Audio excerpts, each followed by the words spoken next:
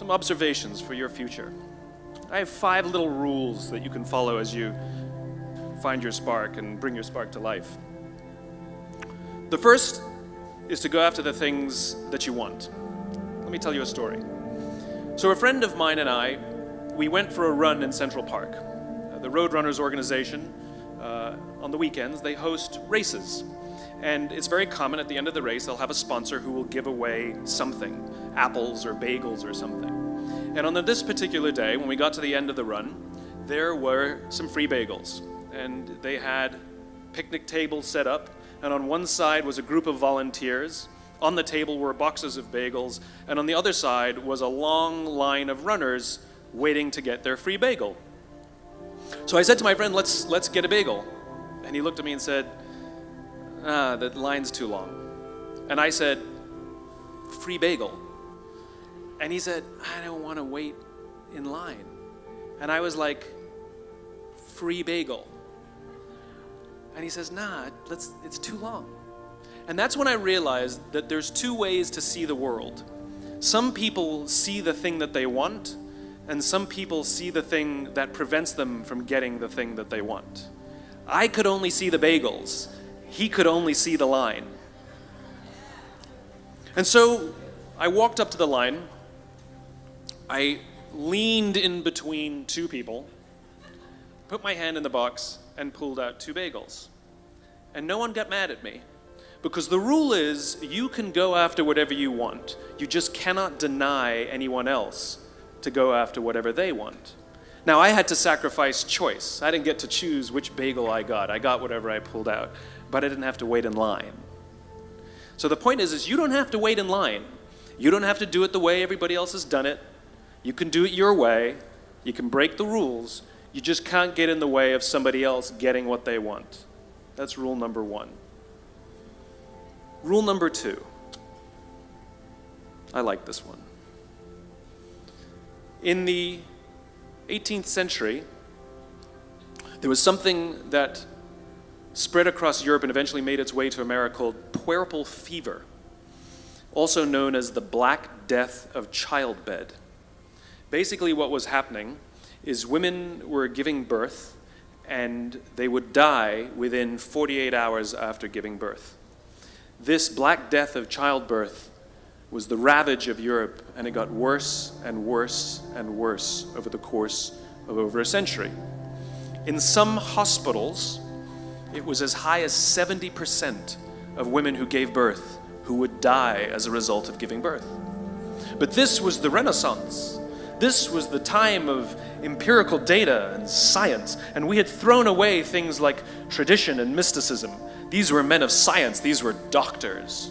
And these doctors and men of science wanted to study and try and find the reason for this Black Death of childbed, and so they got to work studying, and they would study the corpses of the women who had died. And in the morning they would conduct autopsies, and then in the afternoon they would go and deliver babies and finish their rounds. And it wasn't until somewhere in the mid-1800s that Dr. Oliver Wendell Holmes, father of Supreme Court Justice Oliver Wendell Holmes, realized that all of these doctors who were conducting autopsies in the morning weren't washing their hands before they delivered babies in the afternoon. And he pointed it out and said, guys, you're the problem. And they ignored him and called him crazy for 30 years. Until finally somebody realized that if they simply washed their hands, it would go away. And that's exactly what happened. When they started sterilizing their instruments and washing their hands, the Black Death of childbed disappeared. My point is, the lesson here is, sometimes you're the problem. And my point is take accountability for your actions. You can take all the credit in the world for the things that you do right, as long as you also take responsibility for the things you do wrong. It must be a balanced equation. You don't get it one way and not the other. You get to take credit when you also take accountability. That's lesson 2. Lesson 3, take care of each other. The United States Navy SEALs are perhaps the most elite warriors in the world. And one of the SEALs was asked, who makes it through the selection process? Who is able to become a SEAL?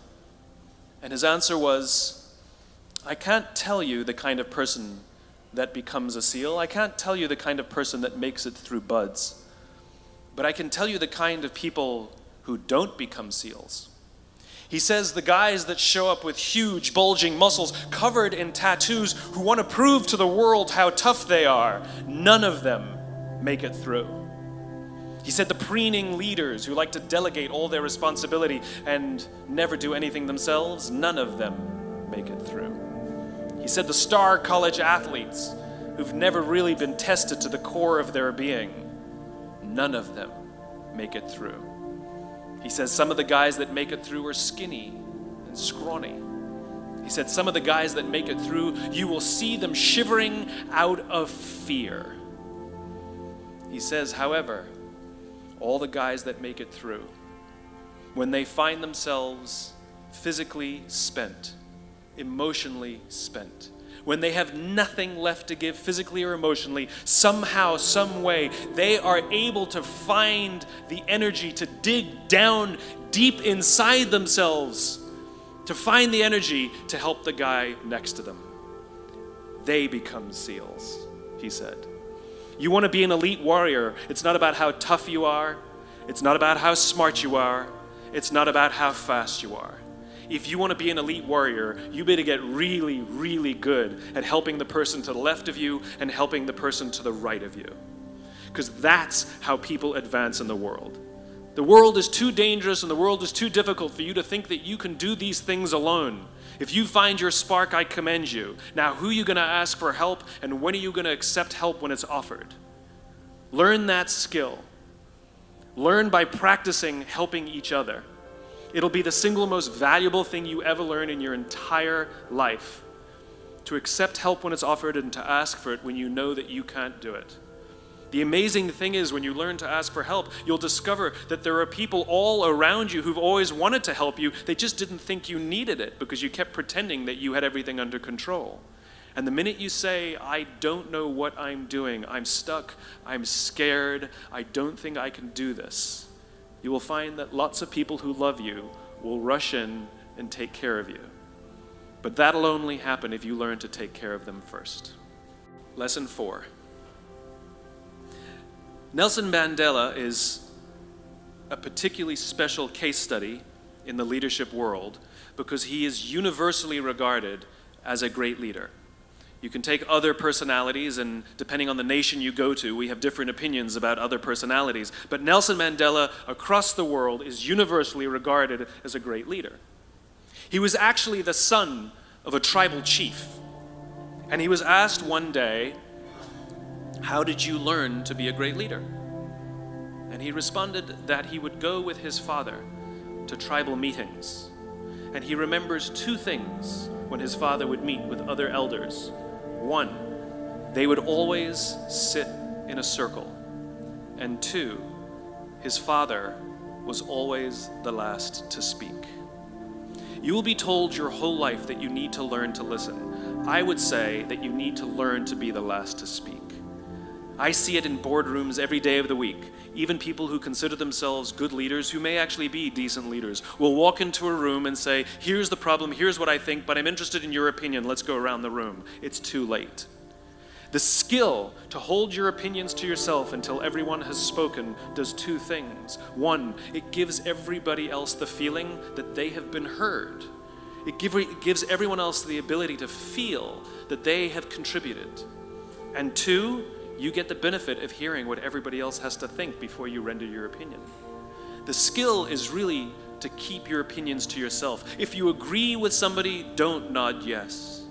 If you disagree with somebody, don't nod no. Simply sit there, take it all in, and the only thing you're allowed to do is ask questions so that you can understand what they mean and why they have the opinion that they have. You must understand from where they are speaking, why they have the opinion they have, not just what they are saying. And at the end, you will get your turn. It sounds easy, it's not. Practice being the last to speak. That's what Nelson Mandela did. Number 5, my favorite one of all. True story. There was a former Undersecretary of Defense who was invited to give a speech at a large conference, about 1,000 people.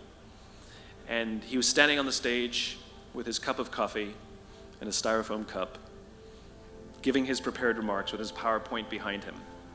And he took a sip of his coffee and he smiled and he looked down at the coffee. And then he went off script.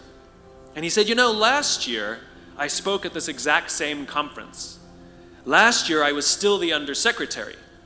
And when I spoke here last year, they flew me here business class. And when I arrived at the airport, there was somebody waiting for me to take me to my hotel. And they took me to my hotel and they had already checked me in and they just took me up to my room. And the next morning I came downstairs and there was someone waiting in the lobby to greet me and they drove me to this here same venue. They took me through the back entrance and took me into the green room and handed me a cup of coffee in a beautiful ceramic cup. He says, I'm no longer the undersecretary. I flew here coach. I took a taxi to my hotel and I checked myself in. When I came down the lobby this morning, I took another taxi to this venue. I came in the front door and found my way backstage, and when I asked someone, do you have any coffee? He pointed to the coffee machine in the corner, and I poured myself a cup of coffee into this here styrofoam cup.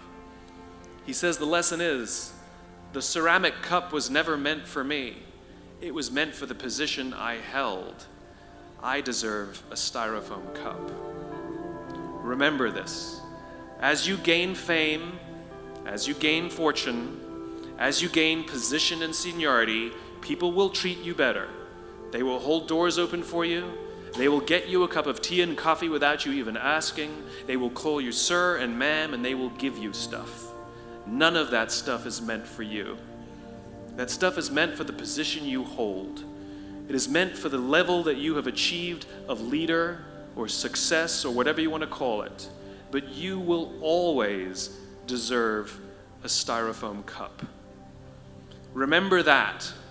Remember that lesson of humility and gratitude. You can accept all the free stuff. You can accept all the perks. Absolutely, you can enjoy them. But just be grateful for them and know that they're not for you. I remember getting off the Acela. I took the Acela from New York to Washington, D.C. And I got off the train like everybody else. And I was walking down the platform like everyone else. And I walked past General Norty Schwartz, who used to be the Chief of Staff of the United States Air Force, the head of the Air Force. And here I did, you see a guy in a suit schlepping his own suitcase down the platform just like me. And just a couple months ago, he was flying on private jets and he had an entourage and other people carried his luggage.